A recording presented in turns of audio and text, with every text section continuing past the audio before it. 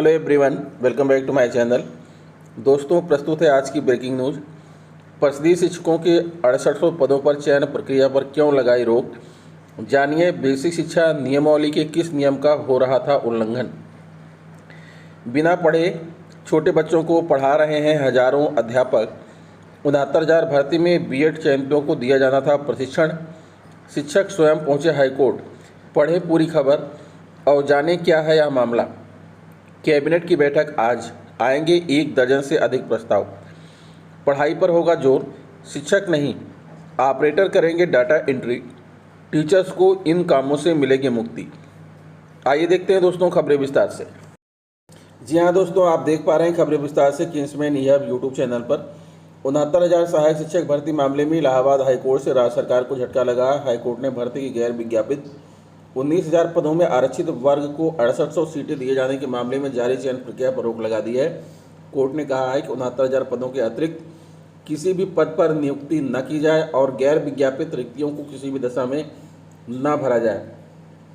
यह आदेश न्यायमूर्ति राजीव जोशी ने आलोक सिंह व अन्य की याचिका पर दिया है। कोर्ट ने इस मामले में सभी पक्षकारों को 18 जुलाई तक जवाब दाखिल करने का निर्देश भी दिया है।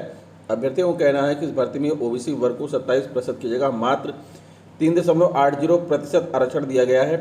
इसी प्रकार एससी वर्ग को 21% की जगह सिर्फ 16.2% आरक्षण दिया गया है, जो पूरी तरह गलत है, क्योंकि इस भर्ती प्रक्रिया में लगभग 19,000 सीटों पर आरक्षण घोटाला हुआ है, जबकि सरकार ने 19,000 सीटों के सापेक्ष मात्र 6800 सीटें ही दी हैं। भर्ती प्रक्रिया में बेसिक शिक्षा नियमावली का उल्लंघन। याचिका में कहा गया है कि भर्ती प्रक्रिया में सरकार द्वारा बेसिक शिक्षा नियमावली 1981 और आरक्षण नियमावली 1994 को उल्लंघन किया गया है। कोर्ट ने कहा कि सरकार विज्ञापन जारी किए बगैर एक भी सीट भर्ती नहीं कर सकती। इस भर्ती का मूल विज्ञापन 69,000 सहायक अध्यापक भर्ती का है। ऐसी स्थिति में इन विज्ञापित पदों के अलावा एक भी सीट पर नियुक्ति नहीं की जा सकती। इसके पहले लखनऊ खंडपीठ ने सरकार को इस भर्ती पर पुनर्विचार करने के लिए कहा है। साथ ही अगले आदेश तक कोई भी भर्ती नहीं करने का आदेश दिया है। बिना पढ़े छोटे बच्चों को पढ़ा रहे हजारों अध्यापक। 69,000 भर्ती में बीएड चयनितों को दिया जाना था प्रशिक्षण। शिक्षक स्वयं पहुंचे हाईकोर्ट। पढ़े पूरी खबर और जाने क्या है यह मामला। प्रयागराज परिषदीय प्राथमिक स्कूलों में 69,000 भर्ती में चयनित हजारों बीएड डिग्रीधारी शिक्षक खुद पढ़े बगैर छोटे बच्चों को पढ़ा रहे हैं। राष्ट्रीय अध्यापक शिक्षा परिषद एनसीटीई की गाइडलाइन के आधार पर 69,000 भर्ती में इसी शर्त पर बीएड डिग्रीधारियों को शामिल किया गया था कि चयन के बाद 2 साल के अंदर बीएड डिग्रीधारी शिक्षकों को 6 महीने का एलिमेंट्री एजुकेशन पर आधारित अनिवार्य प्रशिक्षण कराया जाएगा। 6 महीने के ब्रिज कोर्स के तहत बीएड डिग्रीधारी शिक्षकों को छोटे बच्चों को पढ़ाने का तौर तरीका सिखाया जाना था, क्योंकि बीएड और डीएलएड बीटीसी का पाठ्यक्रम अलग अलग होता है। बीएड में छोटे बच्चों को पढ़ाने के लिए कोई खास प्रशिक्षण नहीं दिया जाता, लेकिन अक्टूबर 2020 में चयन हुए 1.5 साल से अधिक का समय बीत चुका है और प्रशिक्षण को लेकर कोई चर्चा नहीं है। 72,825 में भी कराया गया था 6 महीने का प्रशिक्षण। 69,000 शिक्षक भर्ती से पहले नवंबर 2011 में आई 72,825 प्रशिक्षु शिक्षक भर्ती में भी बीएड डिग्रीधारियों को मौका मिला था। सुप्रीम कोर्ट के आदेश पर पूरी हुई भर्ती में चयनित बीएड डिग्रीधारियों को भी 6 महीने का ब्रिज कोर्स कराया गया था। इसके बाद से बीएड को प्राथमिक शिक्षक भर्ती से बाहर कर दिया गया था। 2018 में एनसीटीई ने फिर से बीएड को प्राइमरी शिक्षक भर्ती में मान्य कर लिया था। बीएड डिग्रीधारी शिक्षक स्वयं पहुंचे कोर्ट। मजे की बात यह है कि बीएड डिग्रीधारी शिक्षक स्वयं प्रशिक्षण को लेकर चिंतित हैं। इन शिक्षकों ने हाईकोर्ट में याचिका भी की है। हाईकोर्ट ने 27 अप्रैल के अपने आदेश में साफ किया है कि सरकार इस समय रहते प्रशिक्षण नहीं कराती और कोई विषम परिस्थिति पैदा होती है तो उसके लिए बीएड डिग्रीधारी शिक्षक जिम्मेदार नहीं होंगे। सचिव बेसिक शिक्षा परिषद प्रताप सिंह बघेल ने बीएड डिग्रीधारी शिक्षकों को 6 महीने का ब्रिज कोर्स कराने संबंधी प्रस्ताव पिछले महीने 25 अप्रैल को शासन को भेजा है। 69,000 भर्ती में बीएड चयनितों को दिया जाना था प्रशिक्षण।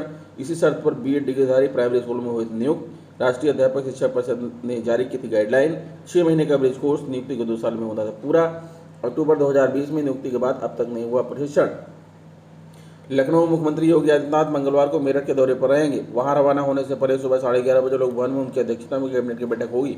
सूत्रों के मुताबिक बैठक में इसी माह विधानसभा का सत्र बुलाए जाने सहित 1 दर्जन से अधिक प्रस्ताव रखे जाएंगे। इनमें अधिकांश प्रस्ताव वही हैं जिनकी घोषणा भाजपा ने विधानसभा चुनाव के दौरान लोक कल्याण संकल्प में की। योगी चाहते हैं कि 2024 से पहले ज़्यादातर संकल्प पूरे कर लिए जाएं। इसलिए उनके संबंध में निर्णय भी तेजी से लिए जा रहे हैं। गोंडा परिषदीय विद्यालयों में शिक्षकों का बोझ कम करने के लिए विभाग ने पहल की है। छात्र छात्राओं की पढ़ाई पर विशेष जोर होगा। शिक्षकों पर कई तरह का डेटा फीड करने की जिम्मेदारी से पढ़ाई प्रभावित हो जाती थी। स्कूलों का पठन पाठन प्रभावित न हो, इसके लिए विकासखंड स्तर पर 2 यानी कि 32 डेटा एंट्री ऑपरेटर रखे जाएंगे जो कि बच्चों के आधार सत्यापन के साथ ही ऑपरेशन कायाकल्प आदि की सूचनाएं यूडाइस और पोर्टल पर अपलोड करेंगे। इससे काम भी समय से पूरे होंगे और शिक्षकों को पढ़ाई का पर्याप्त मौका मिलेगा। परिषद के प्राथमिक व उच्च प्राथमिक विद्यालयों में इस समय स्कूल चलो अभियान के तहत छात्र छात्राओं को तेजी से नामांकन हुआ है। यह कार्य जारी है। अब तक 44,000 से अधिक बच्चों का नामांकन हो चुका है। इतने ही और नामांकन किया जाना है। विभाग का निर्देश है कि हर छात्र छात्र का पंजीकरण प्रेरणा पोर्टल यूडाइस पर किया जाए, तभी नामांकन माना जाएगा। बच्चों का आधार सत्यापन किया जाए। यदि किसी बच्चे के पास आधार नहीं है तो तत्काल बनाकर उसे पोर्टल पर अपलोड किया जाए। सभी कार्यों का जिम्मा शिक्षकों को सौंपा गया।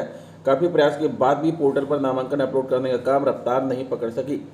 अब विभाग ने स्कूलों में कार्य की अधिकता व उसे तय समय में कराने के लिए जॉब और के आधार पर खुले बाजार से 2 डेटा एंट्री ऑपरेटर की सेवाएं स्थायी रूप से लिए जाने की व्यवस्था दी है।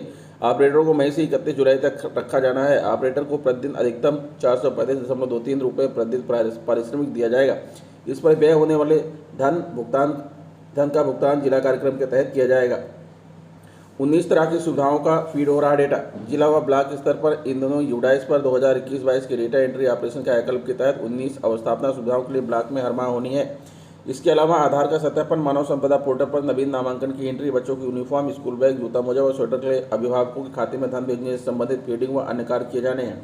इससे स्कूलों में शिक्षकों के सामने दुविधा थी और एक साथ दो काम करना दिक्कत भरा था। अब नई व्यवस्था से शिक्षकों का बोझ कम होगा और उन्हें पढ़ाई कराने का अधिक अवसर मिलेगा। शिक्षक संकुल का कार्य तय। एक नोडल शिक्षक का होगा चयन। प्राइमरी स्कूलों में लागू मिशन प्रेरणा की सफलता के लिए नए प्रयोग हो रहे हैं। शिक्षकों को नई नई जिम्मेदारी सौंपी जा रही है। इस मिशन में 21 तरह की सूचनाओं का संकलन होगा। हर विद्यालय समय समय पर सूचनाओं की जानकारी उपलब्ध कराएगा। शिक्षा व्यवस्था में सुधार के लिए तैयार की गई विद्यालय के पठन पाठन से लेकर परिवेश आदि को लेकर बदलाव किया जाना है। मिशन प्रेरणा और गुणवत्ता संवर्धन के लिए चलाई जा रही योजनाओं की जानकारी शासन को तत्काल मिले, इसके लिए हर नया पंचायत स्तर पर नोडल संकुल शिक्षक तैनाती हुई थी। शिक्षकों के बीच कार्य की जिम्मेदारी दिए जाने का निर्देश दिया गया था। नया पंचायत स्तर के 5 शिक्षकों को आपसी सहमति, रुचि, क्षमता, दक्षता व संसाधन आदि के आधार पर जिम्मेदारी दी जानी है। इन नोडल संकुल शिक्षकों से मिली जानकारी पर ब्लॉक व जिले स्तर पर बैठक कर फैसले लिए जाएंगे। इन शिक्षकों को किसी भी दशा में सूचना देने के लिए बीआरसी नहीं बुलाया जाएगा। साथ ही इनके किसी भी कार्य से शिक्षण कार्य प्रभावित नहीं हो, इसका ध्यान रखा जाएगा। परिषदीय स्कूलों में शिक्षा को बेहतर करने के प्रयास हो रहे हैं। ब्लॉकों पर डाटा एंट्री ऑपरेटर की व्यवस्था के निर्देश दिए गए हैं। शिक्षक संकुल की जिम्मेदारी तय कर दी गई है। Doctor Akhilesh Pratap Singh, BSA। तो दोस्तों, ये रहा आज का ब्रेकिंग न्यूज़। आशा करता हूँ वीडियो आपको अच्छी लगी होगी। अगर वीडियो अच्छी लगी तो प्लीज़ हमारे चैनल को सब्सक्राइब करके बेल आइकन प्रेस कर दीजिए। मिलेंगे आपसे नेक्स्ट वीडियो में कुछ नई जानकारी लेकर। तब तक के लिए नमस्कार।